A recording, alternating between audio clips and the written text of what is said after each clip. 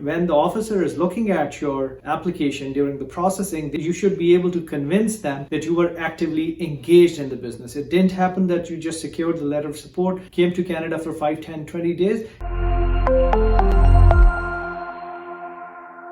Ladies and gentlemen, my name is Sajjad Malik. I'm a barrister and solicitor, a Canadian business and immigration lawyer, and I'm speaking to you from my office in Oakville, Ontario. I have talked to you in the previous videos about the startup visas. In this video, I would refresh the concept of startup visa, and then I'll talk about certain aspects of the business which are essential for making a successful PR application under the startup visa program. As you know, startup visas are the visas for those founders and those entrepreneurs who have entrepreneurial ideas which are innovative and which are scalable. Now, there are 4 requirements of startup visas. First, there should be an innovative business idea. Second, you should establish a qualifying business in Canada based on that innovative idea. Third, you have to get support from a designated organization within Canada which endorses you and issues you a commitment certificate as well as a letter of support, and then you have to demonstrate that you have enough funds for the settlement in the initial year and you have language proficiency which meets the minimum language proficiency requirements of CLB 5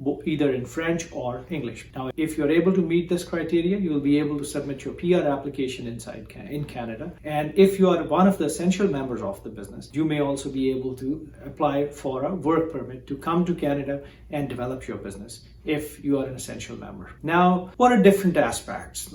Not every application which secures letter of support could succeed, because when the officers look at it, when the immigration officers look at it, they look at various aspects of that business. And if you have been able to demonstrate that you have been running this business successfully and genuinely, then you may be able to secure the letter of support. Now, what are those factors which are important from the success point of view in startup visas? Number 1, you should have validated the concept. You should have an innovative business idea which you might have tested in your market or which you will be testing in Canadian market. So that innovation should reflect from the pitch you are making or the due diligence which the designated organization will do in the process. Second aspect is that they want you to be actively engaged in the business. It's not up to the level of letter of support only, but when the officer is looking at your application during the processing, you should be able to convince them that you were actively engaged in the business. It didn't happen that you just secured the letter of support, came to Canada for 5, 10, 20 days, and then never showed up. So it's important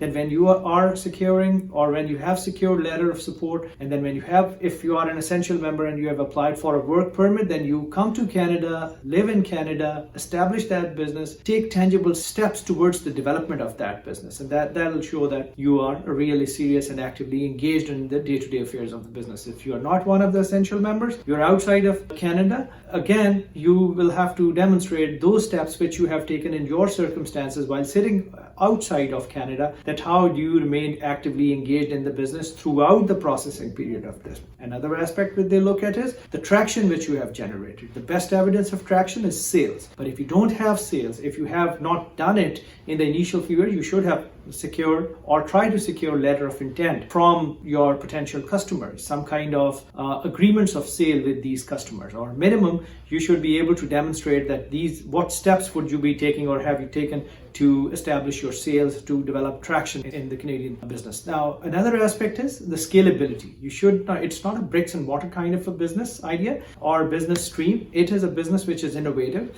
in which there is an inherent scalability. It's no problem that you start with a smaller community or smaller jurisdiction within a city, a couple of cities, within a couple of provinces, a province. Later on, you scale to the Canadian level of all of Canada. And then there should be a potential down the line, 5 years later, 6 years later, that you are able to scale this business to the United States or the rest of the world.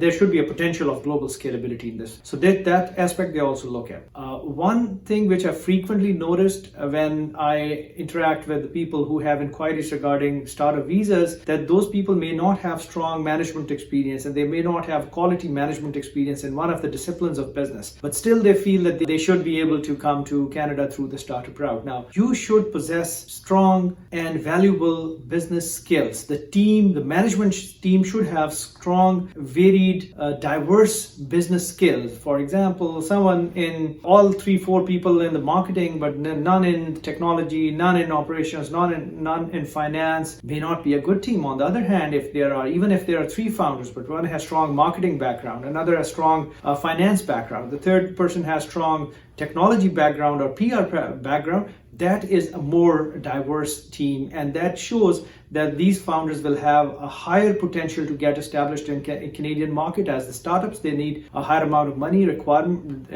down the line. But if you have some inherent skills, if you have some intrinsic skills inside the startup from the founders, then you may have to rely less in the initial years to hire the management people. Now, these visas, if you are going through venture capital, as per the data which is shared by immigration authorities, the chances of success have been lower in the past.